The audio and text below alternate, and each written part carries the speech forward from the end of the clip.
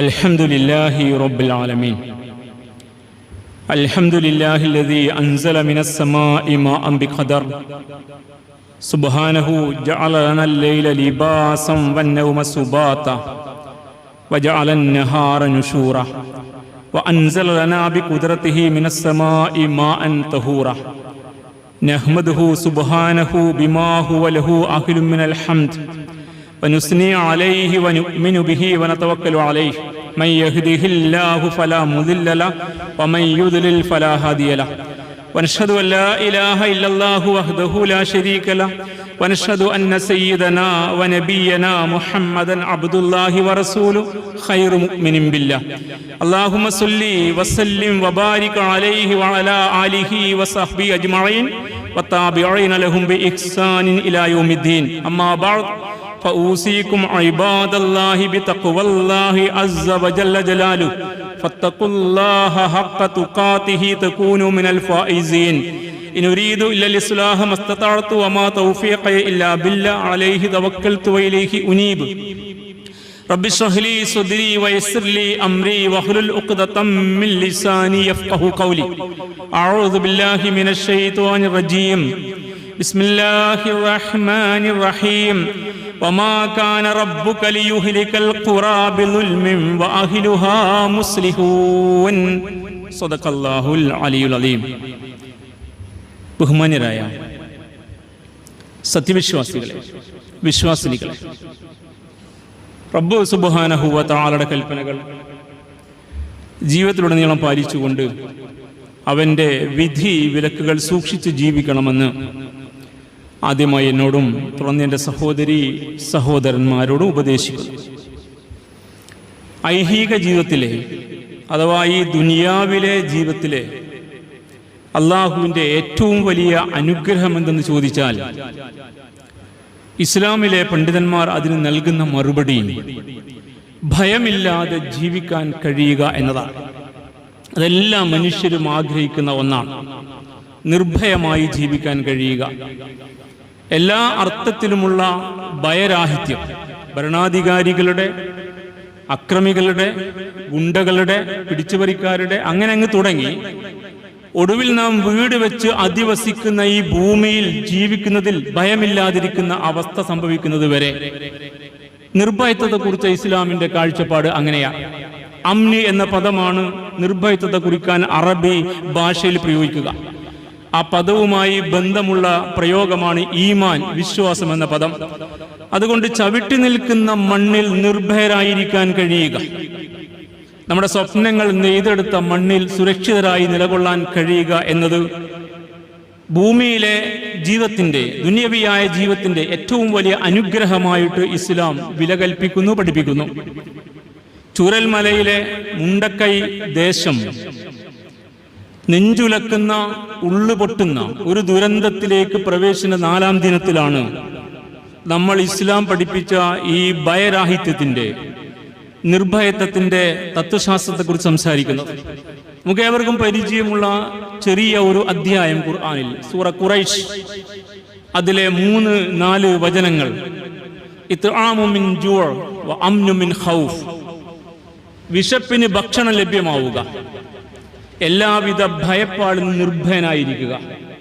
അതാണ് ലക്ഷണമൊത്ത, സ്വാസ്ഥ്യമുള്ള, സ്വസ്ഥതയുള്ള ഒരു രാജ്യത്തെക്കുറിച്ച് ഇസ്ലാമിന്റെ വിഭാവന. ഫല്യഅ്ബുദൂ റബ്ബ ഹാദൽ ബൈത്ത്.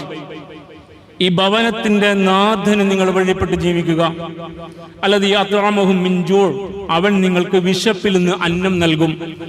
വ ആമിൻഹും മിൻ ഖൗഫ്. എല്ലാ ഇനത്തിലും പെട്ട ഭയപ്പാടിൽ നിന്ന് നിങ്ങൾക്ക് നിർഭയത്വവും ഉണ്ടാകും. അപ്പൊ നിങ്ങൾ ജീവിക്കുന്ന മണ്ണിൽ, നിങ്ങളുടെ സ്വപ്നങ്ങൾ നെയ്തുകൂട്ടിയ നിങ്ങളുടെ വീട്ടിൽ, നിങ്ങളുടെ സ്വന്തമായി നിങ്ങൾ വിചാരിക്കുന്ന അതിർത്തിക്കകത്ത് നിങ്ങൾക്ക് സുരക്ഷിതരായിരിക്കാൻ കഴിയുക എന്നത്, വിശക്കുമ്പോൾ നിങ്ങൾക്ക് ഭക്ഷണം ലഭ്യമാവുക എന്നത്, നിങ്ങളുടെ സഞ്ചാര സ്വാതന്ത്ര്യവും നിങ്ങളുടെ അവകാശവും ഹനിക്കപ്പെടാതിരിക്കുന്ന സ്വാസ്ഥ്യം നിങ്ങൾക്ക് സാധ്യമാവുക എന്നത് ഇസ്ലാമിന്റെ വിഭാവനയിലെ നിർഭയത്വത്തെക്കുറിച്ച, ഭൗതിക ലോകത്തെ ഏറ്റവും വലിയ അനുഗ്രഹത്തെക്കുറിച്ച ഒരു കൽപ്പനയാണ്, സങ്കല്പമാണ്. അങ്ങനെ ഒരു പാഠം ഇസ്ലാം പഠിപ്പിക്കുന്നുണ്ട്. ഇപ്പോൾ 4-ാം ദിനമായി നമ്മളാകെ വെപ്രാളപ്പെട്ടുകൊണ്ടിരിക്കുകയാണ്. നമ്മുടെ തൊട്ടടുത്ത പ്രദേശത്ത് മനുഷ്യ ഹൃദയങ്ങളെ ഭയപ്പെടുത്തുന്ന ദുരന്തം. ഞെട്ടി വിറങ്ങലിച്ചു എന്ന് പറഞ്ഞാൽ അത് ഭാഷാപ്രയോഗം മാത്രമാണ്. അതിനപ്പുറത്ത് ദിനേന സമയാസമയങ്ങളിൽ ഇപ്പോൾ ലൈവായിട്ട് കിട്ടിക്കൊണ്ടിരിക്കുന്ന ചിത്രങ്ങളും വിവരങ്ങളും, വാരിയെടുക്കുന്ന മൃതദേഹങ്ങൾ, അറ്റുപോയ കൈകൾ, ഉടലുകൾ, തലകൾ, കുഞ്ഞുങ്ങൾ, അങ്ങനെ അങ്ങ് തുടങ്ങിയിട്ട് ഓരോ ചിത്രങ്ങളും നമ്മെ വല്ലാത്ത അളവിൽ സ്വാധീനിച്ചിരിക്കുന്നു. ഭയപ്പാടിന്റെ, ഒരുതരം മരവിപ്പിന്റെ, സുരക്ഷിതമല്ല നമ്മൾ ജീവിക്കുന്ന ഈ പ്രദേശം. കൊച്ചു കേരളം എന്നത് പ്രബുദ്ധമെന്ന് പറയുന്നെങ്കിലും അതിൻ്റെ അന്തരംഗത്തകത്തെ ഒരുപാട് ദൗർബല്യങ്ങൾ, ഇപ്പോൾ ആ മണ്ണിലുള്ള ദൗർബല്യങ്ങൾ, ഓരോ വർഷക്കാലവും പ്രളയക്കെടുതിയുടെ, ഉരുൾപൊട്ടലിന്റെ കാലമായി മാറുന്ന ദുരന്തങ്ങൾ എല്ലാം യഥാർത്ഥത്തിൽ ചിന്തിക്കുന്ന മനുഷ്യനെ വല്ലാത്ത അളവിൽ പ്രയാസപ്പെടുന്നു. 2 ഗ്രാമങ്ങൾ ഇല്ലാതായിരിക്കുകയാണ്. ഖുർആന്റെ പ്രയോഗം അങ്ങനെയാണ്. ഇന്നലെ അവിടെ അങ്ങനെ ഒരു ഗ്രാമമുണ്ടായിരുന്നു എന്ന് ഇന്ന് പോയി നോക്കിയാൽ മനസ്സിലാവില്ല. അങ്ങനെയാണ്.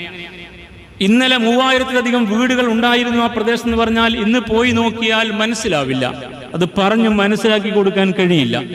അങ്ങനെയുള്ള അവസ്ഥ സംഭവിക്കും. ഒറ്റപ്പെട്ടവർ, ചികിത്സയിൽ കഴിയുന്നവർ, നിരാലംബരായവർ, കുടുംബം മുഴുക്കെ ഒരാളോട് പോലും ചോദിക്കാനില്ലാത്ത വിധം ആരും അവശേഷിക്കാതെ അങ്ങനെ ഒരുപാട് ദുരന്തത്തിന്റെ വാർത്തകളാണ് നമ്മൾ കേട്ടുകൊണ്ടിരിക്കുന്നത്. 291 മരണം എന്ന് ഇന്ന് രാവിലത്തെ റിപ്പോർട്ടാണ്. ഇപ്പോൾ 2 എണ്ണം കൂടി അതിലേക്ക് ചേർന്നിരിക്കുന്നു എന്ന്. 200-ലേറെ പേരെ കാണാനില്ലെന്ന്, 8000-ലധികം പേർ അഭയകേന്ദ്രങ്ങളിൽ ഉണ്ടെന്ന്, അതിൽ 2000-ഓളം പേർ ചികിത്സക്ക് വിധേയപ്പെടുന്നു, വ്യത്യസ്തമായ ചികിത്സക്ക്. 49 കുട്ടികൾ കാണാനില്ല എന്ന് 2 സ്കൂളുകളിലെ അധ്യാപകർ റിപ്പോർട്ട് നൽകിയിരിക്കുന്നു. ഇതൊക്കെ നമ്മൾ കണ്ടുകൊണ്ടിരിക്കുകയാണ്. ദുരന്തമുഖത്ത് 4 ദിവസമായി കൈ മെയ് മറന്ന് വലിയ ഒരു സംഘം മനുഷ്യർ പണിയെടുത്തുകൊണ്ടിരിക്കുന്നു. ഇങ്ങനെയുള്ള ഒരു വല്ലാത്ത അവസ്ഥയിൽ നമുക്ക് നല്ല ബോധ്യമുണ്ട്, നമ്മൾ ഇരിക്കുന്ന മണ്ണിൽ നമ്മൾ നിർഭയരല്ല.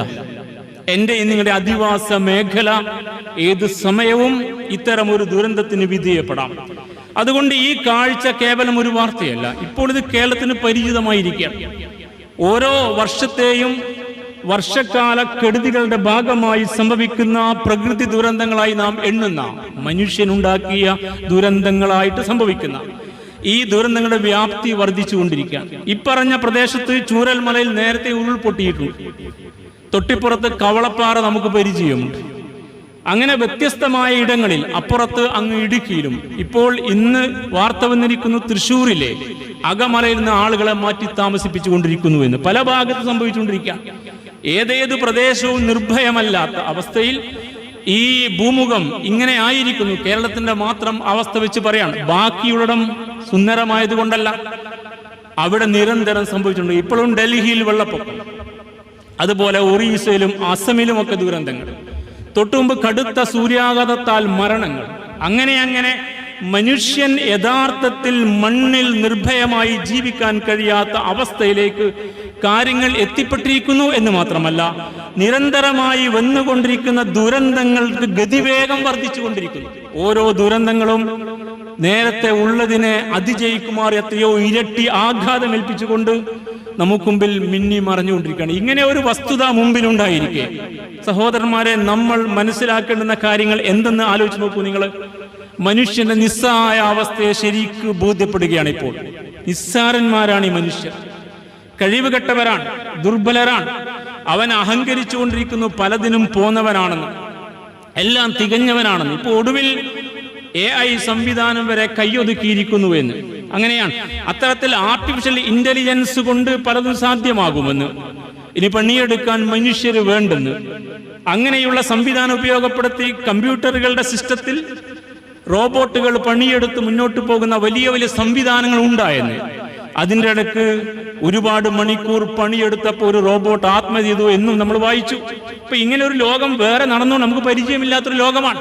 അപ്പൊ എല്ലാം കഴിയുന്ന, എന്തിനും പോന്നവനായി മനുഷ്യൻ അഹങ്കരിക്കുമ്പോഴാണ് നിസ്സഹായരായി മനുഷ്യർ ഒലിച്ചുപോയി മണ്ണിനകത്ത് എവിടെന്ന് അറിയാൻ കഴിയാത്ത സ്ഥിതിവിശേഷം.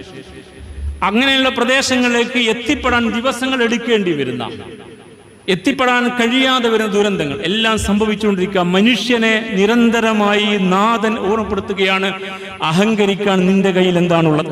യാ അയ്യുഹന്നാസ്, അല്ലയോ മനുഷ്യരെ, അൻതുമുൽ ഫുഖറാ, നിങ്ങൾ ദരിദ്രരാണ് കേട്ടോ. അൻതുമുൽ ഫുഖറാ, നിങ്ങൾ ആവശ്യക്കാരാണ്.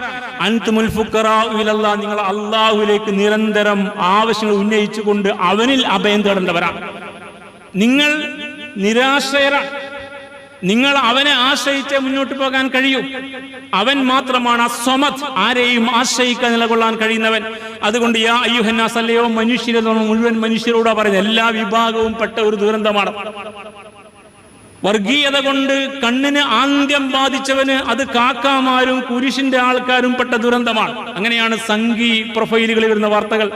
പക്ഷെ ബുദ്ധിയുള്ള മനുഷ്യർക്കറിയാം, ഒരു സമൂഹത്തിന്റെ പരിച്ഛേദം അപ്പടിപെട്ടിരിക്കുന്നവരുടെ എല്ലാം നമ്മുടെ സഹോദരന്മാരാണ്. അതുകൊണ്ട് എല്ലാ വിഭാഗം മനുഷ്യനും അനുഭവിക്കുന്ന വേദന ഒന്നാണ്. എല്ലാവരുടെ മുമ്പിൽ ഇപ്പോൾ ഇരുട്ട് മാത്രമാണ്. എല്ലാവരും നിസ്സഹായരും നിസ്സംഗരുമാണ്. പരസ്പരം താങ്ങും തണലും സഹായവുമില്ലാതെ മുന്നോട്ട് പോകാൻ കഴിയാത്ത അവസ്ഥയാണ്. യാ അയ്യുഹന്നാസ്, അല്ലയോ മനുഷ്യരെ, അൻതുമുൽ ഫുഖറാഉ ഇലല്ലാഹ്, നിങ്ങൾക്ക് അല്ലാഹുവിൽ അഭയം തേടി അല്ലാഹുവോട് കാര്യങ്ങൾ പറഞ്ഞ് അവനിൽ നിന്ന് ആവശ്യപ്പെട്ട് അവനെ ആശ്രയിച്ച് മാത്രം മുന്നോട്ട് പോകാൻ കഴിയും. നിങ്ങൾ ദരിദ്രരാണ്. വല്ലാഹു വൽ ഗനിയുൽ ഹമീദ്, ധനികനും സ്തുത്യർഹനുമായിട്ട് അവൻ മാത്രമേ ഉള്ളൂ. സൂറ ഫാത്തിർ 15-ാം വചനം. അഫ അമിന അഹ്ലുൽ ഖുറാ അൻ യഅതിയഹും ബഅസുനാ ബയാതൻ വഹും നായിമൂൻ, നിങ്ങൾ വിചാരിച്ചുവോ, നിങ്ങൾ അധിവസിക്കുന്ന ഒരു ഖുറ, ഒരു അധിവാസ കേന്ദ്രം, ഒരു സാമൂഹ്യ ക്രമം, ഒരു നഗരം, പട്ടണം, ഒരു നാഗരിക സമൂഹം, ഒരു രാഷ്ട്രം, എന്തോ ആവട്ടെ, ആ അധിവാസ കേന്ദ്രത്തിലെ ആളുകൾ അവർ നിർഭയരാണെന്ന്, അള്ളാഹുവിന്റെ ശിക്ഷയിൽ നിർഭയരായിരിക്കുമെന്ന്, ബയാത്തൻ വഹും നായിമൂൻ, രാത്രി ഉറങ്ങിക്കൊണ്ടിരിക്കെ തമ്പുരാന്റെ പിടുത്തം വരില്ലെന്ന് നിങ്ങൾ നിർഭയരായിട്ടാണോ ഉറങ്ങിയത്? രാത്രി 12:30, 12:45, 1 മണി, 2:30, അങ്ങനെ ആദ്യം ശബ്ദം, പിന്നീട് പൊട്ടൽ, പിന്നീട് വെള്ളത്തിന്റെ വരവ്, പിന്നീട് കുത്തിയൊലിച്ചുള്ള വരവിൽ അങ്ങോട്ട് ഒഴുകി പരന്നു പോയപ്പോൾ ചെറിയ നീർച്ചാല് ഇപ്പോൾ വലിയ വീതിയുള്ള പുഴയായി മാറി. ഇരു കരയിലുമുള്ളതിനെ മുഴുവനായി നക്കിത്തുടച്ചു കൊണ്ടുപോയി. അങ്ങനെയാണ്. അപ്പൊ രാത്രി നിങ്ങൾ സ്വസ്ഥമായി ഉറങ്ങുമ്പോ നിങ്ങൾ സംവിധാനിച്ച വീട്ടകത്ത് നിങ്ങൾ നിർഭയരാണെന്ന് വിചാരിച്ചു പോ. വീണ്ടും ഖുർആൻ സൂറ അഹ്റാഫ് 97-98 വചനങ്ങൾ. അവ അമിന അഹ്ലുൽ ഖുറ, ഈ അധിവാസ കേന്ദ്രത്തിലെ അഹ്ലുകാർ, ആളുകൾ വിചാരിക്കുന്നുവോ, വീടുകളിൽ താമസിക്കുന്നവർ വിചാരിച്ചുവോ, ഈ നാട്ടുകാർ വിചാരിച്ചുവോ, അള്ളാന്റെ ശിക്ഷ വരുന്നത് നിർഭയരാണെന്ന്. ദുഹൻ വഹും യൽഅബൂൻ, പകലിൽ നിങ്ങൾ അങ്ങനെ കളിതമാശകളുമായി മുന്നോട്ട് പോകുമ്പോ തമ്പുരാന്റെ ശിക്ഷ, പിടുത്തം നിങ്ങളെ പിടികൂട എന്ന് നിങ്ങൾ വിചാരിച്ചുവോ എന്ന് ഖുർആൻ ചോദിക്കുക. നിസ്സഹായരാണ് മനുഷ്യർ, നിർഭയരാണ് മനുഷ്യർ. ഓരോ ദുരന്തവും അങ്ങനെ നമ്മെ ഓർമ്മപ്പെടുത്തുന്നു. ഒന്നാമതായി മനുഷ്യനെ പഠിപ്പിക്കുന്ന പാഠമത. അതുകൊണ്ട് നിസ്സഹായരായ ഒരുപാട് മനുഷ്യരെ നമ്മൾ കാണുന്നു. അവർക്ക് കണ്ണീരില്ല കരയാൻ, സങ്കടങ്ങൾ പറയാൻ അവർക്ക് പറ്റുന്നില്ല, മരവിച്ചു പോയിരിക്കുന്നു. അവരുടെ മാനസികമായ അവസ്ഥക്ക് വലിയ ആഘാതമേറ്റിരിക്കുന്നു. അവരോട് അധികം ചോദിക്കാൻ പോലും ഇപ്പോൾ പറ്റില്ല. ആരൊക്കെ നഷ്ടപ്പെട്ടു, അത്രത്തോളം ഒരവസ്ഥയിൽ, ഒരു ട്രോമയിൽ മനുഷ്യർ എത്തിപ്പെടുന്ന ദുരന്തത്തെക്കുറിച്ച് ഒരു വേള നമ്മൾ ആലോചിക്കുക. നമ്മളും സ്വസ്ഥമാണെന്ന് വിചാരിക്കേണ്ടതില്ല എന്നർത്ഥം. ഈ ദുരന്തം അത്രയും മനുഷ്യനുണ്ടാക്കി വെച്ചതാണ്. സാധാരണഗതിയിൽ ഇതൊക്കെ പ്രപഞ്ചനാഥനിലേക്ക് ചേർത്ത് വെച്ചിട്ട് വിധിയെ പഴിക്കുന്ന മനുഷ്യരറിയണം, അല്ല, ഇത് നമ്മളായിട്ട് ഉണ്ടാക്കി വെച്ച ദുരന്തമാണ്. അതുകൊണ്ട് പല പ്രകൃതി ദുരന്തങ്ങളുടെയും വേരുകൾ തേടിപ്പോയാൽ അത് മനുഷ്യന്റെ പ്രവർത്തനത്തിന്റെ ഫലമാണെന്ന് കൃത്യമായിട്ട് മനസ്സിലാകും. അങ്ങനെയെങ്കിൽ ഈ ദുരന്തങ്ങൾ അത്രയും മനുഷ്യനുണ്ടാക്കി വെച്ച, ഞാനും നിങ്ങളുമൊക്കെ പ്രതികളാണ്. ഭരിക്കുന്ന ഭരണകൂടങ്ങൾ പ്രതികളാണ്, നയിക്കുന്ന നായകന്മാർ പ്രതികളാണ്. അങ്ങനെ നമ്മളൊക്കെയും പ്രതികളാകുന്ന വലിയ ദുരന്തമാണിത്. അതുകൊണ്ട് ഈ പ്രകൃതി ദുരന്തത്തെ പ്രപഞ്ചനാഥനിലേക്ക് ചേർത്ത് വെച്ച് വിധിയെ പഴിക്കണ്ട. വിശുദ്ധ ഖുർആൻ കൃത്യമായിട്ട് പറയുന്ന ഒരു ഭാഗമുണ്ട്. സൂറ അർ-റൂം 41-ാം വചനം. ലഹറൽ ഫസാദ് ഫിൽ ബർരി വൽ ബഹർ, നിങ്ങൾ അധിവസിക്കുന്ന ബർറിൽ, കരയിലും, നിങ്ങളുടെ മുമ്പിൽ അത്ഭുതമായി കാണുന്ന കടലിലുമൊക്കെ ഒരുപാട് ദുരന്തങ്ങൾ പൊട്ടിപ്പുറപ്പെട്ടിരുന്നു. ഉള്ളു പൊട്ടി എപ്പോഴും ഇത് നിങ്ങളെ വിഴുങ്ങാം. ഏതവസ്ഥയിലും കടൽ കരയിലേക്ക് വരാം.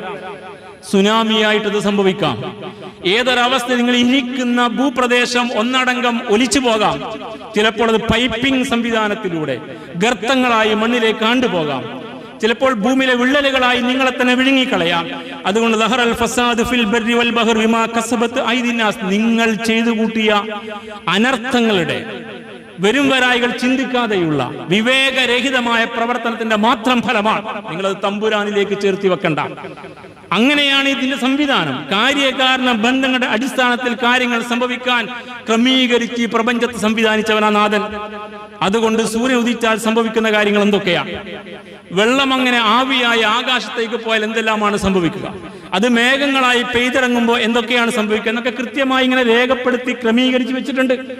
അതിനകത്ത് നിങ്ങളെ ഏൽപ്പിക്കുന്ന ആഘാതങ്ങൾ, നിങ്ങളുടെ വിവേകരഹിതമായ പ്രവർത്തനങ്ങൾ, ബുദ്ധിശൂന്യമായ പ്രവർത്തനങ്ങൾ, ആർത്തി, നിങ്ങളുടെ ഭൗതിക ആസക്തി, വരും വരായികൾ പരിഗണിക്കുക ചെയ്തുകൊണ്ട ദുരന്തങ്ങൾ, അതിന്റെ തിരിച്ചടിയാണ് അനുഭവിച്ചുകൊണ്ടിരിക്കുന്നത് എന്ന് കൃത്യമായിട്ട് ഖുർആൻ. അതുകൊണ്ട് നിങ്ങൾ ഇത് അനുഭവിക്കും. ഈ യുദീഖും ബഅദല്ലദീ അമിലു, നിങ്ങൾ ചെയ്തു കൂട്ടിയ ഇത്തരം ചില പ്രവർത്തനങ്ങളുടെ ദുരന്തങ്ങൾ അനുഭവിച്ചേ പറ്റൂ. അനുഭവിപ്പിക്കുമെന്ന് അള്ളാഹു പറയാം. അതുകൊണ്ട് നിങ്ങൾ ചെയ്തു കൂട്ടിയ ഒരു പ്രവർത്തനത്തിനും ഒരു എതിർ തിരിച്ചടി ഉണ്ടാവില്ലെന്ന് വിചാരിക്കുക. ഒരു ആക്ഷന് എതിരെ ഒരു റിയാക്ഷൻ ഉണ്ടാകും എന്നത് തത്വമാണ്. അതൊരു ശാസ്ത്രീയമായ തത്വമാണ്.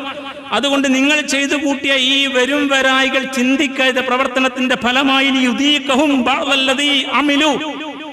നിങ്ങൾ ചെയ്തതിന്റെ ചില ദുരന്തങ്ങളെ അല്ലാഹ് നിങ്ങളെ അനുഭവിപ്പിക്കും. ലഅല്ലഹും യർജിഊൻ, എന്നിട്ടെങ്കിലും നിങ്ങളൊന്ന് നേരെ ചൊവ്വയാവട്ടെ, നിങ്ങൾക്കൊരു പിന്മടക്കമുണ്ടാവട്ടെ, നിങ്ങളൊന്ന് കരുതി പ്രവർത്തിക്കട്ടെ എന്ന് ഉദ്ദേശിച്ചുകൊണ്ടാണ് സൂറത്ത് റൂം 41-ാം വചനം. വീണ്ടും ഖുർആൻ പറയും സൂറത്ത് ശൂറ 30-ാം വചനത്തിൽ വമാ അസാബകും മിൻ മുസീബ, നിങ്ങളെ ബാധിച്ച ദുരന്തമുണ്ടാവട്ടെ, പ്രകൃതി ദുരന്തങ്ങളാവട്ടെ, വിപത്തുകളാവട്ടെ, എന്താവട്ടെ, അതെല്ലാം ഫബിമാ കസബത്ത് ഐദീകും, നിങ്ങളായിട്ട് ചെയ്തതിന്റെ ഫലമാണ്. നിങ്ങൾ ചെയ്തു കൂട്ടിയ ദുരന്തത്തിന്റെ തിരിച്ചടിയാണ്. നിങ്ങൾ അനുഭവിക്കേണ്ടതാണ്, ന്യായമായി നിങ്ങൾ അനുഭവിക്കേണ്ടതാണ്. ഫബിമാ കസബത്ത് ഐദീകും വയഅഫു അൻ കസീർ, കുറെ കാര്യങ്ങൾ അല്ലാഹ് അങ്ങ് കണ്ണു ചിമ്മിയതാ. നിങ്ങൾ ചെയ്യുന്ന ഈ അന്യായങ്ങൾക്ക് കൃത്യമായിട്ട് തരാൻ തീരുമാനിച്ചാൽ ഭൂമുഖത്ത് നിങ്ങൾ ഒരാളും അവശേഷിക്കുകയില്ല.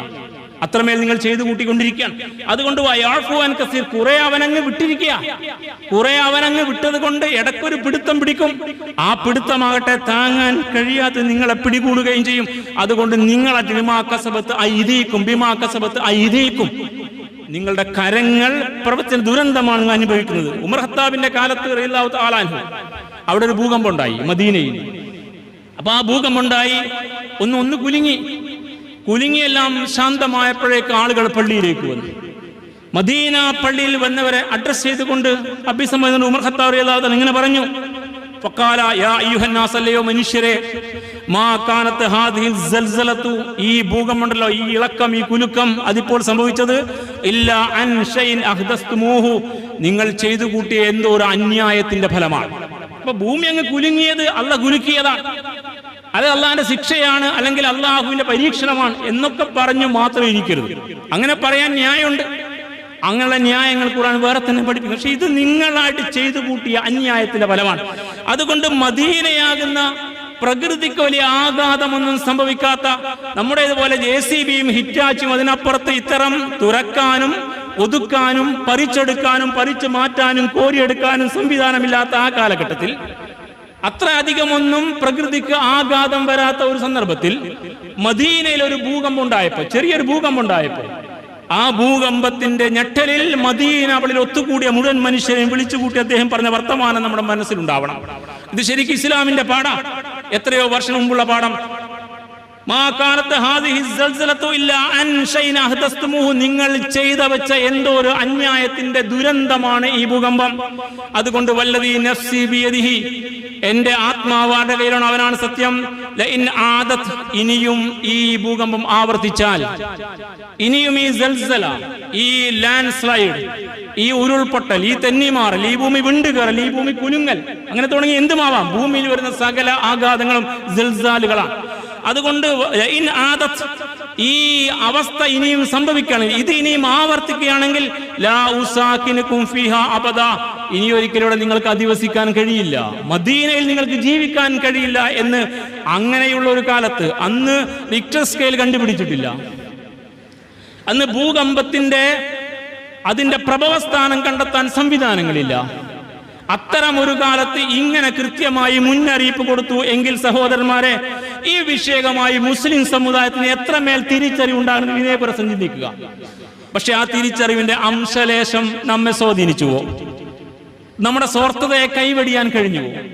ഈ പ്രകൃതിയിൽ ഭൂമിയിൽ ആഘാതമേൽപ്പിക്കുന്ന കാര്യത്തിൽ ഈ സമുദായത്തിന്റെ കൈ ഇത്തിരി കുറവാണോ, അല്ലെങ്കിൽ അതിൽ നമുക്ക് പങ്കാളിത്തമില്ലേ എന്നും ചിന്തിക്കണം. അങ്ങനെയൊക്കെ ചിന്തിക്കാൻ മുസൽമാന് ബാധ്യതയുണ്ട്. നാടോടുമ്പോൾ നടുവിൽ കിടന്ന് ഓടാൻ മാത്രം പഠിച്ചവർക്ക് നിസ്കാരത്തിൽ ഷർത്തും ഫർളും മാത്രമേ അറിയൂ. അതിനപ്പുറത്ത് ഇസ്ലാമിന്റെ പാഠങ്ങൾ അറിയില്ല. എങ്കിൽ ആ ഇസ്ലാമിന്റെ പാഠമാണ് മദീന ഒരു ഭൂകമ്പം ഉണ്ടായപ്പോൾ ഉമർ ഖത്താബ് പഠിപ്പിച്ച നിങ്ങൾ ചെയ്ത എന്തോ ഒരു തിന്മയുടെ ഫലമാണിത്. അപ്പോൾ നമ്മൾ ചെയ്യുന്ന അന്യായത്തിന്റെ ഫലം തിരിച്ചടിയായി വന്ന് ഭവിക്കും. നിരപരാധികളും കുടുങ്ങും, സംശയമൊന്നും വേണ്ട. അക്രമികൾ മാത്രം നിരപരാധികളും നിങ്ങളിൽ അക്രമികളല്ല നിരപരാധികളും പെടും ഇത്തരം ദുരന്തത്തിൽ. അതിനെ നിങ്ങൾ ഭയപ്പെടണം എന്ന് പറയുമ്പോ നമ്മളങ്ങനെ നിസ്സംഗരായിരിക്കല്ല. അക്രമം കാണിക്കുന്നത് കൈ പിടിക്കാൻ നമുക്ക് അവകാശവും ബാധ്യത. നമ്മളെ കൊണ്ടുകൂടി അവന്റെ ദുരന്തം പിന്നീട് പ്രതികാരം ചെയ്യൂ. അവൻ ചെയ്തു കൂട്ടിയ ദുരന്ത ഇരകൾ നമ്മൾ കൂടിയായിരിക്കും എന്ന് ഈ സാധാരണക്കാരന് മനസ്സിലാക്കണം. അതുകൊണ്ട് അതൊക്കെ പണക്കാർ ചെയ്യുന്ന പണിയാണ്, അതൊക്കെ ബിസിനസ്സുകാർ അങ്ങനെയാണ്, അത് പാർട്ടികൾ അങ്ങനെയൊക്കെയാണ്, രാഷ്ട്രീയക്കാരൻ ഇങ്ങനെയൊക്കെയാണ്, അത് ഭരണകൂടം അങ്ങനെയാണ് എന്നും പറഞ്ഞിരിക്കുന്ന ഒരു നിസ്കാരത്തഴമ്പുകാരൻ ഇസ്ലാമിൽ കാണില്ല. അങ്ങനെ ഒരു രീതിശാസ്ത്രം ഇസ്ലാമിലില്ല. അതുകൊണ്ട് ശക്തമായ നിലപാട് നിങ്ങൾക്ക് ഉണ്ടാവണം എന്ന് കൂടി ഹദീസ് പഠിപ്പിക്കുക. നിങ്ങൾ ചെയ്ത എന്തോ തിന്മയുടെ ഫലമാണ് ഈ ദുരന്തം. ഒന്ന് ഉമർ ഖത്താബിന്റെ വാർത്ത. രണ്ടാമതായിട്ട് ഇനിയും ഈ ദുരന്തം ആവർത്തിച്ചാൽ ലാ ഉസാക്കിനുകും ഫീഹാ അബദ, ഈ മണ്ണിൽ നിങ്ങൾ ഇനി അധിവസിക്കില്ല, നിങ്ങൾക്കിനി ജീവിക്കാൻ കഴിയില്ല. നിങ്ങൾ ലക്ഷങ്ങൾ മുടക്കി കോടികൾ മുടക്കി നല്ല പൈലിംഗ് നടത്തി വീടൊക്കെ വെച്ചിരിക്കുക. ഒരു മിനിറ്റ് മതി തകരാൻ. നിങ്ങളുടെ സകല സ്വപ്നങ്ങളും സ്ഫടിക കൊട്ടാരങ്ങളൊക്കെ തകർന്നു വീഴും, ചീട്ട് കൊട്ടാരങ്ങളൊക്കെ തകരും. എന്നല്ല നിങ്ങളുടെ പേരിൽ ഇപ്പോൾ നമ്പർ ചേർക്കട്ട ആധാരം പോലും പിന്നീട് കടലാസുകളാകും. ആ ഭൂമി ഉണ്ടാകില്ല അവിടെ. ഇത്രയും കൃത്യമാണ് സംഗതി. അതുകൊണ്ട് സഹോദരന്മാരെ, ഇതൊരു ചെറിയ കാര്യമല്ല. നമ്മുടെ പശ്ചിമഘട്ടം, നമ്മുടെ താഴ്വര, നമ്മൾ നിലകൊള്ളുന്ന ഈ പ്രദേശം, അധിവസിക്കുന്ന ഭൂമി പ്രദേശം, ഈ കേരളത്തിന്റെ അങ്ങോളം ഇങ്ങോളം മുഴുവനും, അപ്പുറത്തേക്ക് തമിഴ്നാട്ടിലേക്കും കർണാടകയിലേക്കും ഇങ്ങോട്ട് ആന്ധ്രയിലേക്കുമൊക്കെ നീണ്ടു കിടക്കുന്ന ഈ പശ്ചിമഘട്ടത്തിന്റെ താഴ്വാരം പരിസ്ഥിതി ലോല പ്രദേശമാണ്. എത്ര കാലമായി പത്രം വായിക്കാൻ, സുഹൃത്തുക്കൾ വായിക്കാൻ തുടങ്ങിയിട്ട്? 30 വർഷം മുമ്പ് ഇതേ പ്രദേശത്ത് ഈ ചൂരൽമലയിൽ ദുരന്തമുണ്ടായിട്ട് വന്ന വാർത്തയുടെ അന്നത്തെ പത്രത്തിന്റെ ചിത്രങ്ങൾ, പേജുകൾ നമുക്ക് ഇപ്പോൾ വായിക്കാൻ കിട്ടും. നിങ്ങൾ വായിച്ചു നോക്കും. അതേ സ്ഥലത്ത് ഇതേ ചൂരൽമലയിൽ അന്നുണ്ടായ അപകടം, അന്നു മുതൽ മുന്നറിയിപ്പുണ്ട് കേരളക്കരയിൽ. ആരാണ് പരിഗണിച്ചത്? ആരും പരിഗണിക്കില്ല. ഭരണകൂടങ്ങൾ കുറ്റവാളികളാണ്. ആരാവട്ടെ ഭരിക്കുന്നവർ, 1-ാം നമ്പർ കുറ്റവാളികൾ ഭരിക്കുന്നവർ. അത്തരം ഭരണാധികാരികളെ പിന്തുണക്കുന്നവരും കുറ്റവാളികളാണ്. ഈ നാട് മനുഷ്യന് ജീവിക്കാൻ പറ്റുന്നത് ആക്കി തീർത്തവർ, അവർ കേവലം നികുതി പിരിച്ചെടുത്ത് നമ്മുടെ മേൽ അധികാരം വാഴേണ്ടത് മാത്രമല്ല, ഈ നാടിന്റെ ഭൂവിനിയോഗം എങ്ങനെയാണ് തീരുമാനിക്കേണ്ടവർ. അവർ നമ്മുടെ ഭൂമിക്ക് വിലയിട്ടിട്ടുണ്ട്. നിങ്ങളും ഞാനും താമസിക്കുന്ന പ്രദേശത്തിന് ആധാരം ചെയ്യുമ്പോൾ അതിന് കണക്കാക്കിയ വില നമുക്ക് കിട്ടും. ആ വില നിർബന്ധമായും കാണിച്ചിരിക്കണം. അപ്പൊ ഈ കേരളത്തിന്റെ ഓരോ തുണ്ട് ഭൂമിക്കും വില നിശ്ചയിച്ചവരായി ഇവർ, അതിനവർ നികുതി വാങ്ങുന്നുണ്ട്.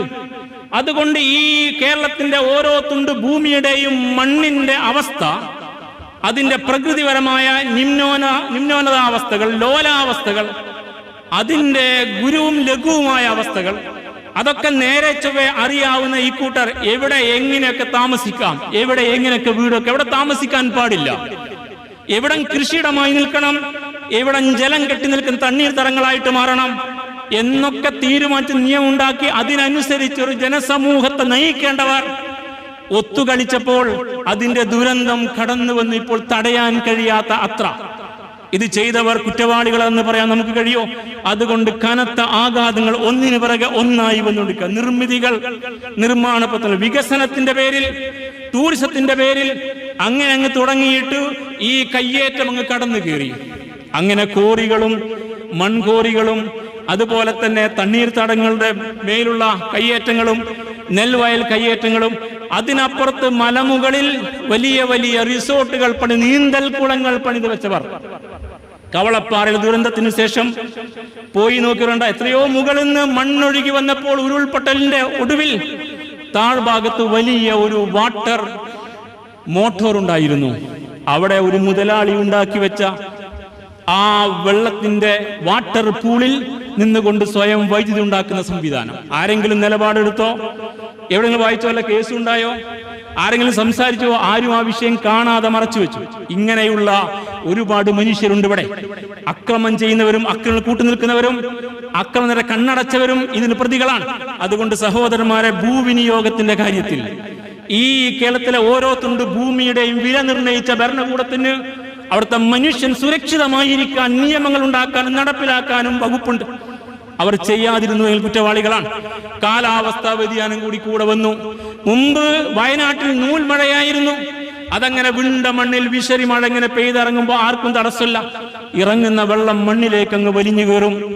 ഇപ്പോൾ തുള്ളിക്കൊരു കുടമെന്ന് പറഞ്ഞാൽ പോരാ, ഒരൊറ്റ പെയ്ത്തിൽ 330 മില്ലി ലിറ്റർ മഴ പെയ്യുന്ന രീതിയിലാണ് ഇപ്പോഴത്തെ മഴ. അത് ഈ ബ്ലാക്ക് ലാറ്ററൈറ്റ് മണ്ണാ, വയനാട്ടിലെ മണ്ണ്. ആ ബ്ലാക്ക് ലാറ്ററൈറ്റ് മണ്ണ് വെള്ളത്തെ മുഴുവൻ വലിച്ചെടുക്കും. പക്ഷെ വെള്ളത്തെ പിടിച്ചെത്താൻ കഴിയില്ല. അങ്ങനെ നിറയെ വെള്ളവുമായിട്ട് ആ മണ്ണൊന്നാണ് കുത്തൊലിച്ച് ഒഴുകും. ഇത് കൃത്യമായ റിപ്പോർട്ടുള്ളതാ. പക്ഷേ നമ്മൾ ആ റിപ്പോർട്ടിനെ പരിഗണിച്ചില്ല. ഇവിടത്തെ രാഷ്ട്രീയക്കാരൻ മുതലെടുപ്പ് നടത്തി.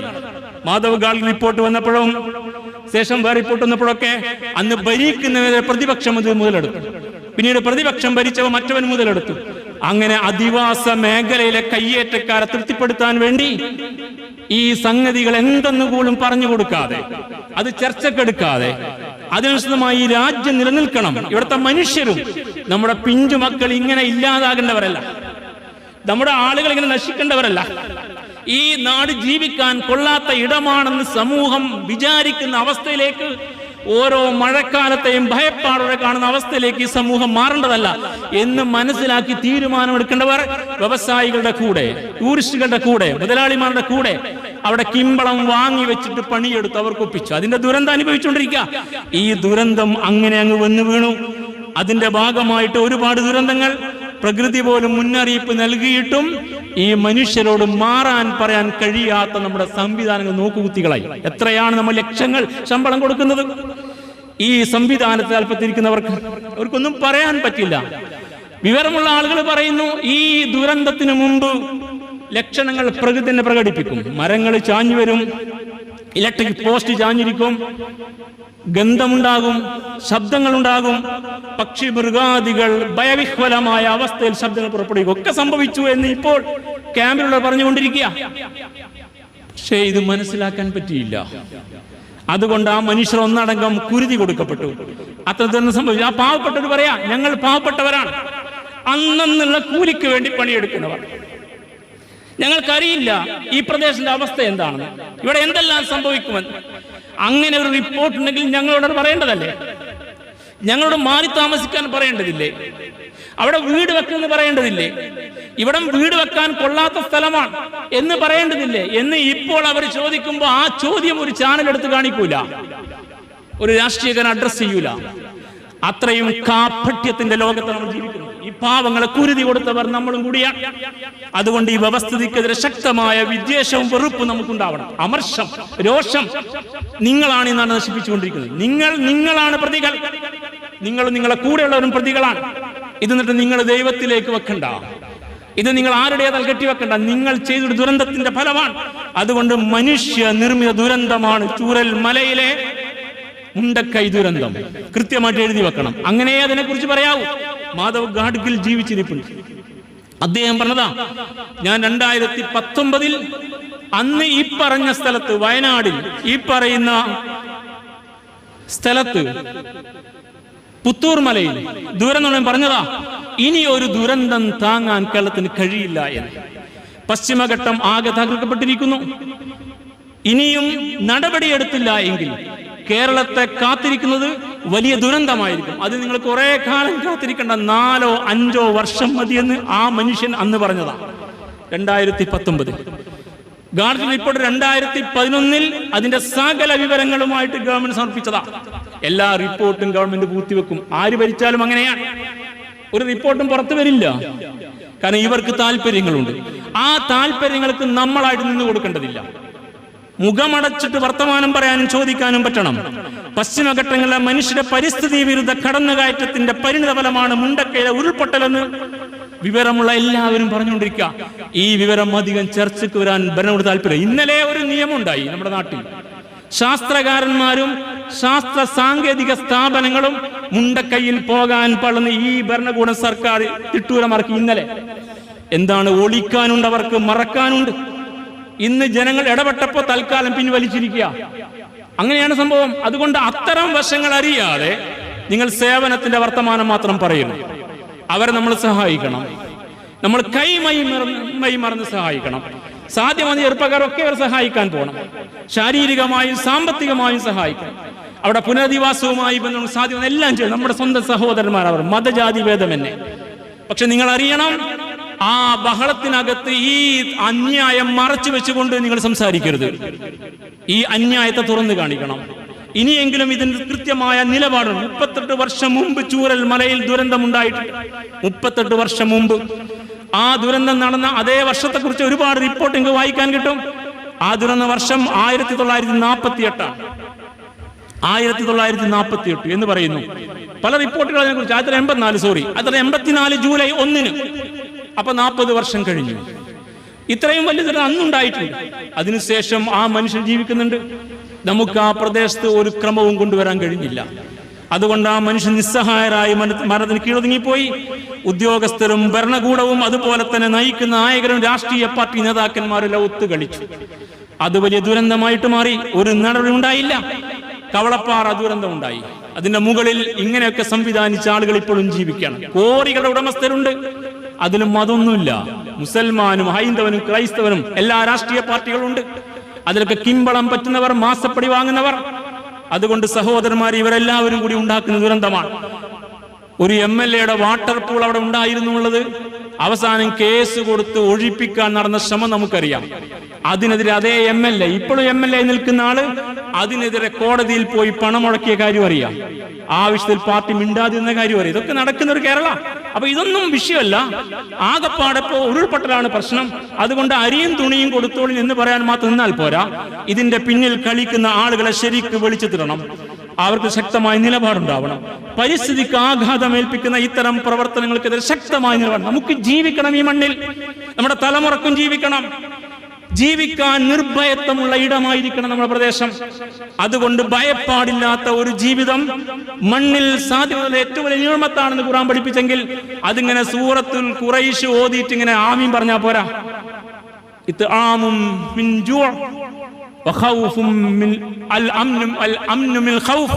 ഇത്ആമും മിൻ ജൂഅ് വഅംനു മിൻ ഖൗഫ്. ആ രണ്ട് പ്രയോഗം കൃത്യമാണ്. നിങ്ങൾക്ക് നേരെ ചൊവ്വേ അന്നം കിട്ടണം. നിങ്ങളുടെ ജീവിതത്തിന്റെ അടിസ്ഥാന ആവശ്യങ്ങൾ ഇവിടെ നിർവഹിക്കപ്പെടണം. നിങ്ങൾ ഭയത്തിൽ നിന്ന് മുക്തരാവുകയും വേണം. അത്തരം ഒരവസ്ഥ വിശേഷം മണ്ണിൽ സാധ്യമാകണമെന്ന് അള്ളാഹു പഠിപ്പിച്ചെങ്കിൽ അതിന് വിരുദ്ധമായ സകല സംഗതികളെയും കൃത്യമായി തുറന്നു കാണിക്കാൻ സഹോദരന്മാരെ നമുക്ക് ബാധ്യത. അതുകൊണ്ട് ഇതെല്ലാം വിധിയാണ് എന്ന് പറയാൻ വരട്ടെ. അങ്ങനെ ഒരു രീതി ഇസ്ലാം പഠിപ്പിച്ചിട്ടില്ല. നിങ്ങൾ ചെയ്തൊരു ദുരന്തമാണ്. അതുകൊണ്ട് അല്ലാഹ് പറയാ സൂറത്തുൽ ബഖറ 57 വമാ ലലമൂന, നാമായിട്ട് നിങ്ങളോട് അന്യായം കാണിക്കൂല. അല്ലാഹ് നിങ്ങളാരെയും പിടിച്ച് ആക്രമിക്കാൻ വരുന്നില്ല. നിങ്ങൾ എന്താണ് തെറ്റിദ്ധാരണ പരത്തുന്നത്? അതൊക്കെ വിധിയാണ്. തമ്പുരാൻ അങ്ങനെയാണ്, ഇടക്കിടക്ക് പിടിക്കുകയാണ്. ആര് പറഞ്ഞു നിങ്ങളോട് അങ്ങനെ? തമ്പുരാൻ നിങ്ങൾക്ക് നേരെ ഒരു വിപത്തിനെ അയക്കുന്നതിൽ കൃത്യമായ ന്യായം ഉണ്ടാവും. അത് അല്ലാഹ് കൃത്യമായിട്ട് പഠിപ്പിച്ചതാ ഖുർആനിൽ. അതല്ലാത്ത എല്ലാ ദുരന്തവും നിങ്ങളായിട്ട് ചെയ്തു വെച്ചതാ. അതുകൊണ്ട് നിങ്ങൾ അള്ളാഹുവിലേക്ക് ചേർക്കല്ല. വമാ ലലമൂന, നാം അവരോട് അതിക്രമവും കാണിച്ചിട്ടില്ല. വലാകിൻ കാനൂ അൻഫുസഹും യദ്ലിമൂൻ, അവർ ചെയ്തു കൂട്ടിയ ദുരന്തം അവരായിട്ട് അനുഭവിക്കുകയാണ്. നിങ്ങൾ ചെയ്തു കൂട്ടി നിങ്ങൾ അനുഭവിക്കുന്നു. അത് നിങ്ങൾ പടച്ചവനെ പ്രതിയാക്കണ്ട. സൂറത്ത് ഹൂദ് വീണ്ടും വമാ ലലംനാഹും, നാം അവരോട് അന്യായവും പ്രവർത്തിച്ചില്ല, നാം അവരോട് അക്രമം കാണിച്ചിട്ടില്ല. വലാകിൻ ലലമൂ അൻഫുസ, അവരോട് തന്നെ കാണിച്ച അന്യായം സ്വയംകൃതാനർത്ഥമാണോ, നിങ്ങളായിട്ട് അനുഭവിക്കണം.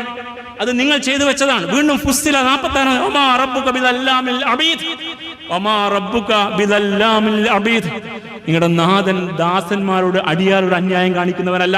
അപ്പൊ കരുണാവാരിധിയായ നാഥനെ കുറിച്ച് ഇപ്പോൾ നിങ്ങൾ മറന്നുപോയ, ഇപ്പോൾ എന്തേ റഹ്മാൻ അർറഹീം എന്ന പ്രയോഗം നിങ്ങളെ അലട്ടാത്തത്?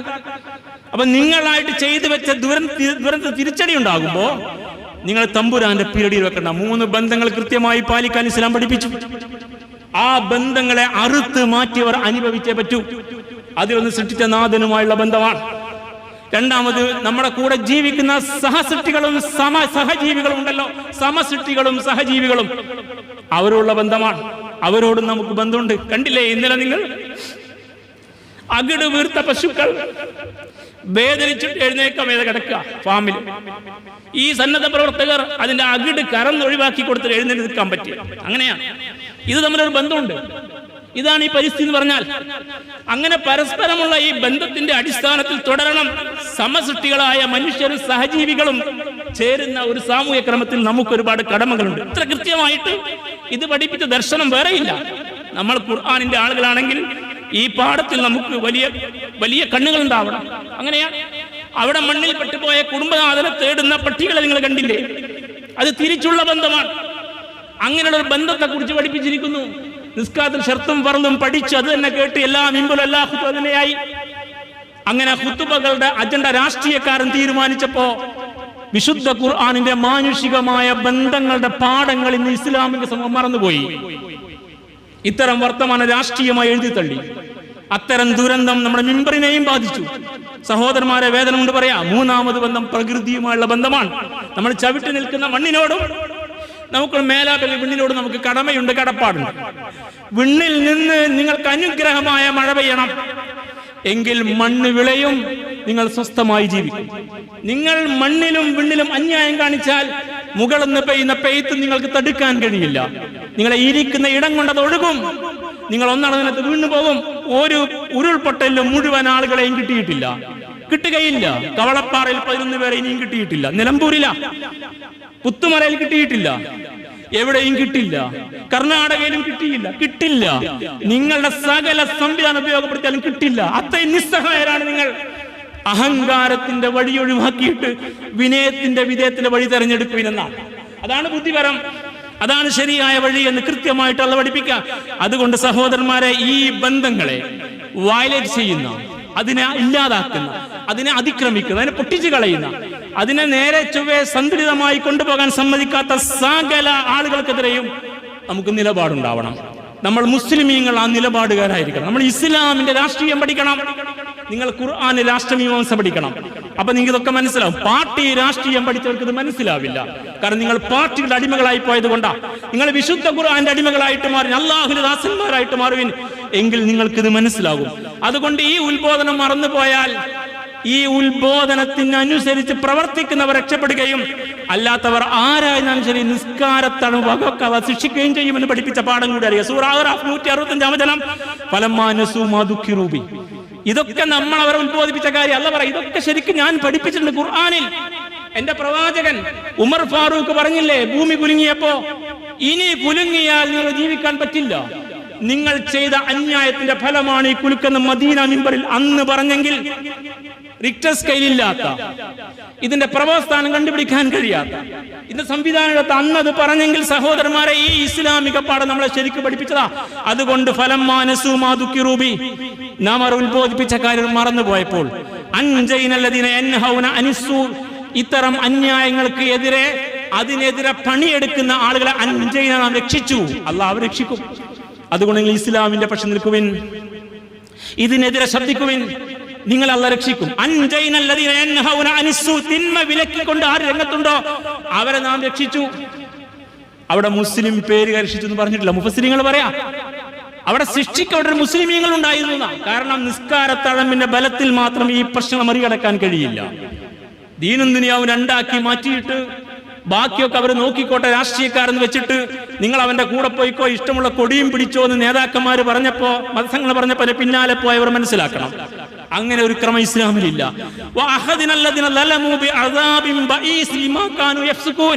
അന്യായം പ്രവർത്തിച്ച അക്രമകാരികൾ മുഴുവൻ നാം പിടികൂടി ശിക്ഷിച്ചു. അങ്ങനെ പിടികൂടി ശിക്ഷിച്ചു എന്ന് പറയുന്ന കൂട്ടത്തിൽ ഇബ്നു അബ്ബാസ് റളിയല്ലാഹു തആല എന്ന് പറയുന്നു, അതിൽ അക്രമികൾക്ക് നിലപാടില്ലാത്ത മുഴുവൻ ആളുകളും പെട്ടിരിക്കുന്നു. ഞാനും എൻ്റെ കെട്ടിയോളും കുട്ടിയോളും ഞങ്ങൾ നിസ്കരിച്ച് നോമ്പ് നോറ്റു എൻ്റെ കച്ചവടവും ജോലിയുമായിട്ട് സുഖമായിട്ട് ജീവിക്കണം എന്ന് വിചാരിച്ച് അങ്ങനെ ഇരിക്കുന്ന മനുഷ്യരില്ലേ, അവരും പെട്ടുന്നാ കൃത്യമായി മുഫസ്സിർ പറഞ്ഞ വാക്യ. ഈ സൂറ അഹ്റാഫ് 160 വിശദീകരണം വായിച്ചു നോക്കാം. അപ്പൊ നിങ്ങൾക്ക് മനസ്സിലാകും, ഈ ശിക്ഷിക്കപ്പെട്ടതിൽ മുസ്ലിമീങ്ങളും പെട്ടിരുന്നു. കാരണം അവര് സമൂഹത്തിൽ ഇത്തരം കാര്യങ്ങളുടെ നിലപാടില്ലാത്തവരായിരുന്നു. അവർ അങ്ങനെ നല്ല കുട്ടികളായി ജീവിക്കായിരുന്നു. നല്ല കുട്ടികളായി ജീവിച്ചവനും അള്ളാന്റെ ശിക്ഷയ്ക്ക് വിധേയരാകുന്നു പഠിപ്പിച്ച പാഠമാണിത്. അതുകൊണ്ട് സഹോദരന്മാരെ നമ്മൾ അറിയണം, വമാകാന റബ്ബുക ലിയുഹ്ലികൽ ഖുറാ ബിദുൽമിൻ. മുഖത്തിൽ ഓതി വെച്ച സൂക്തമാണ് വമാകാന റബ്ബുക ലിയുഹ്ലികൽ ഖുറാ ബിദുൽമിൻ. അന്യായമായിട്ട് അക്രമപരമായിട്ട് അള്ളാഹു ഒരു നാട്ടിലെയും മനുഷ്യരെ നശിപ്പിക്കില്ല. വാഹിലുഹാ മുസ്ലിഹൂൻ. ആ നാട്ടുകാർ ഇസ്ലാഹിന്റെ ആളുകളാണെങ്കിൽ, അഥവാ ആ നാടിനെ നേരെ ചൊവ്വെ നിലനിർത്തി അവിടെ ധർമ്മം പാലിച്ച് മനുഷ്യന്റെ ശരിയായ മുന്നുള്ള പ്രയാണത്തിന് ഉതകും വിധം കാര്യങ്ങളെ ക്രമീകരിച്ച് അവര് സമത്വവും സാഹോദര്യം കൊണ്ട് നടക്കുന്ന നല്ല മനുഷ്യരാണെങ്കിൽ ആ നാട്ടിൽ ദുരന്തം ഉണ്ടാവില്ല. വളരെ കൃത്യമാണ് ഈ സൂക്തം. സൂറ ഹൂദ് 117. വമാകാന റബ്ബുക ലിയുഹ്ലികൽ ഖുറ. ഒരു നാടിനെയും അത് നശിപ്പിക്കില്ല. ബിദുൽമിൻ. അന്യായമായി നശിപ്പിക്കില്ല. വാഹിലുഹാ മുസ്ലിഹൂൻ. ആ നാട്ടുകാർ മുസ്ലിഹീങ്ങളാണെങ്കിൽ നല്ലവരാണ്, ഇസ്ലാഹികൾ. എന്താ ഇസ്ലാഹ്? ഇസ്ലാഹും ഇഫ്സാദും പടിഞ്ഞില്ലേ സമുദായത്തിൽ? വികസനത്തിന്റെ പേരിൽ ഈ കാണുന്ന സകല വൃത്തികേടും കാണിച്ചവരോട് പ്രകൃതിയാണ് കേട്ടോ, പരിസ്ഥിതി ലോല പ്രദേശമാണ് കേട്ടോ, അവിടെ ഈ നിർമ്മിതി പാടില്ല കേട്ടോ എന്ന് പറയുമ്പോ അവര് പറയാ ഞങ്ങൾ ഇവിടെ വികസനം കൊണ്ടുവരികയാണ്. വലാ തുഫ്സിദൂ ഫിൽ അർദ്. നിങ്ങൾ ഭൂമിയിൽ കുഴപ്പമുണ്ടാക്കരുത് എന്ന് പറയുമ്പോ ഖാലൂ ഇന്നമാ നഹ്നു മുസ്ലിഹൂൻ. ഞങ്ങൾ വികസനത്തിന്റെ വക്താക്കളാണ്. ഇസ്ലാം ഞങ്ങൾ വികസനത്തിന്റെ വക്താക്കളാ. വികസനം ഇങ്ങനെയേ വരൂ. മണ്ണറിഞ്ഞും മനുഷ്യനെ അറിഞ്ഞും വികസനം വേണമെന്ന് പറയുമ്പോ മണ്ണിനെയും മനുഷ്യനെയും പരിഗണിച്ചാൽ വികസനം വരില്ലെന്ന് പറയുന്നവൻ അക്രമിയാണ്. അത് ഏത് രാഷ്ട്രീയക്കാരനാവട്ടെ, ഏത് മതക്കാരനുടെ അക്രമിയാണ്. അതുകൊണ്ട് അക്രമത്തെ നമ്മൾ തിരിച്ചറിയണം. അതുകൊണ്ട് നിങ്ങൾ ഭൂമിയിൽ കുഴപ്പമുണ്ടാക്കരുത് എന്ന് പറഞ്ഞാൽ ഖാലൂ ഇന്നമാ നഹ്നു മുസ്ലിഹൂൻ. ഞങ്ങൾ അതിനെ ഇസ്ലാം ചെയ്യാണ്. വികസനം വരണ്ടേ, അതിനിങ്ങനെയൊക്കെ പറ്റൂ. അവ പശ്ചിമഘട്ടത്തിന് ഉന്നോന്നതങ്ങളോ പരിസ്ഥിതി പ്രശ്നങ്ങളോ വിഷയമല്ല, തണ്ണീർത്തടങ്ങൾ വിഷയമല്ല, കണ്ടൽക്കാടുകൾ വിഷയമല്ല, നെൽവയലുകൾ വിഷയമല്ല. അങ്ങനെ തോട് മൊത്തം മാലിന്യവാഹികളായിട്ട് മനുഷ്യർ കുരുതി കൊടുക്കപ്പെടുന്ന പ്രബുദ്ധ കേരളമാണത്ര ഈ കേരളം. അതിലെല്ലാവർക്കും പങ്കുണ്ടെന്ന്. ഇപ്പോൾ അവിടെ ഗ്രാമത്തിലും ഇവിടെ മലമ്പ്രദേശത്തും അപ്പുറം നഗരത്തിലുമൊക്കെ മനുഷ്യൻ ഇങ്ങനെ കൊല ചെയ്യപ്പെട്ടുകൊണ്ടിരിക്കുക. അത്രയും ദൂരത്തിലേക്ക് എത്തിച്ചവർ ഈ ആളുകളാണ്. അതുകൊണ്ട് നിങ്ങൾ അറിയണം, ഈ യാഥാർത്ഥ്യം നമ്മെ കൃത്യമായി പഠിപ്പിക്കുന്ന പാഠമാണ് ഇസ്ലാം. അത് തിരിച്ചറിയാൻ പറ്റണം. അലാ ഇന്നഹുമുൽ മുഫ്സിദൂൻ. അല്ലാഹ് പറയാ ഇവർ ഏറ്റവും വലിയ കുഴപ്പക്കാരാണ് കേട്ടോ. ഈ വികസനം പറയുന്ന ഏറ്റവും വലിയ കുഴപ്പക്കാരനാണ്. അലാ ഇന്നഹുമുൽ മുഫ്സിദൂന വലാകിൻ ലാ യശ്ഉറൂൻ. വരാനിരിക്കുന്ന കാര്യം എങ്ങനെയായിരിക്കും അവൻ അറിയില്ല. ഇപ്പോ ദുരന്തം വന്നപ്പോ ഞെട്ടിയിരിക്കുക, ഒരു പാലം പണിയാൻ കാത്തിരിക്കുക, അപ്പുറത്ത് മരിച്ചുപോയി, സമയത്തെത്താൻ കഴിഞ്ഞ് കുറച്ചുകൂടി രക്ഷപ്പെടുത്താമായിരുന്നു. അപ്പൊ അവനറിയില്ല ഇത് വന്നു കഴിഞ്ഞാൽ എന്താകുന്നു, അതിന്റെ വ്യാപ്തി അളക്കാൻ കഴിയില്ല അവന്. അതിനെക്കുറിച്ച് ബോധമില്ലാത്തവനാണ് അവൻ. എന്നിട്ട് വികസനത്തിന്റെ പേരും പറഞ്ഞ് അവൻ ഇവിടെ കുഴപ്പമുണ്ടായിക്കൊണ്ടിരിക്കുകയാണ് എന്ന് കൃത്യമായിട്ട് പഠിപ്പിക്കുന്നു ഇസ്ലാം. ഇത് സൂറത്തുൽ ബഖറയിൽ ആയത്താ. സഹോദരന്മാരെ, ദുരന്തങ്ങൾ വരുമ്പോ ദുരന്തത്തിൽപ്പെട്ടവർക്ക് വേണ്ടി പ്രാർത്ഥിക്കാൻ മാത്രം പഠിച്ചാൽ പോരാ. ആ ദുരന്തം നാളെ ചേരിമലയുടെ കീഴെയും വരാം. ഒരിടവും സുരക്ഷിതമാവില്ല. ഈ ഉള്ളവൻ 4ാം ക്ലാസ് പഠിക്കുമ്പോൾ ഇവിടെ ഉരുൾപൊട്ടലുണ്ടായിരുന്നു ചേരിമലയിൽ. എന്റെ കാരണവന്മാർക്കറിയാം. അന്നത്തെ വെള്ളം ഒഴുകി വന്നിട്ട് നമ്മുടെ ഈ റോഡന്ന് ഇങ്ങനെയല്ല. അതുകൊണ്ട് ആ പാടമുള്ള ഭാഗം, പള്ളിയിലുള്ള ഭാഗത്ത് ഞങ്ങളെ ഇങ്ങോട്ട് ഇക്കരെ കടത്താൻ അന്നത്തെ ഗുരുനാഥന്മാർ ഒരുപാട് പണിപ്പെട്ടിട്ടുണ്ട്.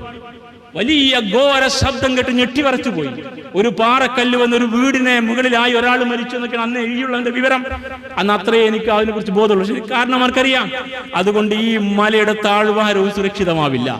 തിരിച്ചറിവിന്റെ പാഠങ്ങൾ വിശുദ്ധ ഖുർആൻ നൽകുമ്പോ ആർത്തി പിടിച്ച് ഓടുന്ന മനുഷ്യ, നീ ഉണ്ടാക്കുന്ന ഓരോ വികസനവും നിന്നെ തന്നെ കുരുതിക്കളങ്ങളായിട്ട് മാറും എന്ന് കൃത്യമായിട്ട് കേരളം അങ്ങോളം ഇങ്ങോളം പഠിക്കേണ്ടവർ. കേരളത്തിന് മാത്രമല്ല ഇത് ബാധകമാവുക. പക്ഷേ നമുക്ക് നമ്മളെ കുറിച്ച് ആദ്യം പറയാം, എന്നിട്ട് അപ്പുറത്തെ കാര്യം പറയാം. മുസ്ലിമീങ്ങൾക്ക് ഇതിൽ കൂടുതൽ പങ്കുണ്ട്. നമ്മൾ ഖുർആന്റെ ആളുകളാണ്. അപ്പൊ നമുക്ക് ഇതിൽ കൂടുതൽ ബാധ്യതയുണ്ട്. അതുകൊണ്ട് ഈ പരിസ്ഥിതിക്ക് ആഘാതമേൽപ്പിക്കാതെ വേണം നമ്മൾ ജീവിക്കാൻ. അതിൽ നമുക്ക് നിലപാട് വേണം. നമ്മുടെ വേസ്റ്റ് നമ്മുടെ തന്നെ ബാധ്യതയായിട്ട് മാറണം. നമ്മുടെ വേസ്റ്റ് അപ്പുറത്തെ തോട്ടിലും ഇപ്പുറത്തെ റോഡിലുമാകാൻ പാടില്ല. വിനയപുരസരം പറയട്ടെ, നമ്മുടെ കോഴിക്കച്ചവടം ഉൾപ്പെടെയുള്ള ആളുകൾ വേസ്റ്റ് എല്ലാം കൊണ്ട് പലർത്ത് തള്ളി ഒഴിവാക്കുന്നു എങ്കിൽ അവർ അല്ലാഹുവിന് മുമ്പിൽ ഉത്തരം പറയേണ്ടി വരും. നമ്മുടെ മുഴുവൻ സംവിധാനത്തെ കുറിച്ച്, കച്ചവടക്കാരെ കുറിച്ച് മാത്രം പറഞ്ഞു എന്ന് പറയുന്നത് നമ്മൾ ചിന്തിക്കാൻ വേണ്ടിയാണ്. നമുക്ക് ബാധ്യതയുണ്ട്. നമ്മൾ മുസ്ലിമീങ്ങളാ. തമ്പുരാൻ പഠിപ്പിച്ച പാടാ, ഇസ്ലാം പഠിപ്പിച്ച പാടാണ്. അതുകൊണ്ട് കൃത്യമായ ബാധ്യതയോടെ ഈ പരിസ്ഥിതിയോടുള്ള കടമ, ഈ പരിസരത്തുള്ള ബാധ്യത, ചവിട്ടി നിൽക്കുന്ന മണ്ണിനോട് മുകളിലെ മേലാപ്പാവിനോട് ബാധ്യത നിർവഹിച്ചുകൊണ്ട് തമ്പുരാനെ ഭയന്ന് കൂടെ ജീവിക്കുന്ന മനുഷ്യരെ അംഗീകരിച്ച് അവർക്ക് വേണ്ടി നിലകൊണ്ട് സഹജീവികളുടെ കാരുണ്യം കാണിച്ച് ആവശ്യത്തിന് മാത്രം ഉപയോഗിക്കുകയും അനാവശ്യമായി ഒന്നും ഉപയോഗിക്കാതിരിക്കുകയും നമുക്ക് ശേഷവും ജീവിക്കാനുള്ള മനുഷ്യർക്കുള്ളതാണ് ഈ പ്രകൃതി എന്ന് കരുതിക്കൊണ്ട് അതിനെ സംരക്ഷിക്കാൻ ബാധ്യതയുണ്ടെന്ന യാഥാർത്ഥ്യം ഏറ്റവും നന്നായി പഠിക്കേണ്ടവർ വിശ്വാസികളാണ്. പഠിപ്പിക്കണം നമ്മുടെ കുടുംബങ്ങളിലാണ്. നമ്മുടെ കുടുംബത്തിലുള്ള മക്കൾ വേണം ഇത് ഏറ്റെടുക്കാൻ. അങ്ങനെ ഒരു സംസ്കാരം ഉണ്ടാവട്ടെ. രാഷ്ട്രീയക്കാരന് അടിമകളായി പോയവർക്ക് കണ്ണുകെട്ടിയ കുതിരയെ പോലെ മാത്രം നിൽക്കാൻ കഴിയൂ. അവൻ വികസനത്തിന്റെ മാത്രം മന്ത്രവുമായിട്ട് പ്രകൃതി കേൾക്കുന്ന ആഘാതത്തെ മറന്നു പോകുമെങ്കിൽ ഈ വിശുദ്ധ ആയത്തുകളൊക്കെ നാളെ നമുക്കെതിരെ എഴുന്നേറ്റ് നിൽക്കും. അത്രയും കൃത്യമാണ് ഈ പാഠങ്ങൾ. അതുകൊണ്ട് സഹോദരന്മാരെ ഭയപ്പെടുക. നമ്മുടെ കൂടെ ജീവിച്ച മനുഷ്യർ, നമ്മുടെ സ്വന്തം സഹോദരന്മാർ, അവർക്ക് വേണ്ടി പ്രാർത്ഥിക്കുക. ഈ ദുരന്തത്തിൽ മരിച്ചുപോയവർക്ക് അല്ലാഹു സ്വർഗ്ഗം നൽകി അനുഗ്രഹിക്കുമാറാവട്ടെ. അവശേഷിക്കുന്ന അല്ലാഹു സബറും സിൽവാനും പ്രദാനം ചെയ്യുമാറാവട്ടെ. അവർക്ക് നഷ്ടപ്പെട്ടു പോയത് വീണ്ടെടുക്കാൻ ഒന്നിച്ചു നിൽക്കാൻ അല്ലാഹു നമ്മെ സഹായിക്കുമാറാവട്ടെ. അല്ലാഹു അവർക്ക് ഖൈറും ബർക്കത്തും നൽകുമാറാവട്ടെ. അവരെയും നമ്മയും അല്ലാഹു കാത്തുരക്ഷിക്കുമാറാവട്ടെ.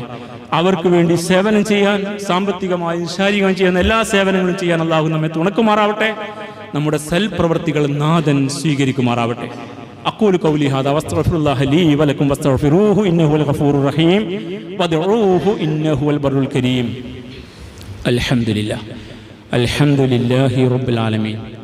اللهم صل وسلم على عبدك ورسولك محمد الأمين وعلى آله وأصحابه أجمعين. أيها الناس أوصيكم ثانيا بتقوى الله.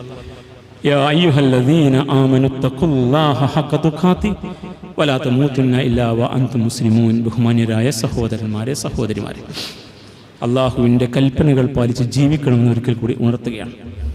ബഹുമാന്യനായ സഹോദരൻ ഇസ്മായിൽ ഹനിയ കൊല ചെയ്യപ്പെട്ട വിവരം നിങ്ങളെല്ലാവരും അറിഞ്ഞിട്ടുണ്ടാവും. ഇന്ന് ഖത്തറിൽ ജുമക്ക് ശേഷം അദ്ദേഹത്തിൻ്റെ ജനാസ അടക്കം ചെയ്യപ്പെടുകയാണ്. രക്തസാക്ഷികൾക്ക് പഞ്ഞമില്ലാത്ത നാടാണ് ഗസ.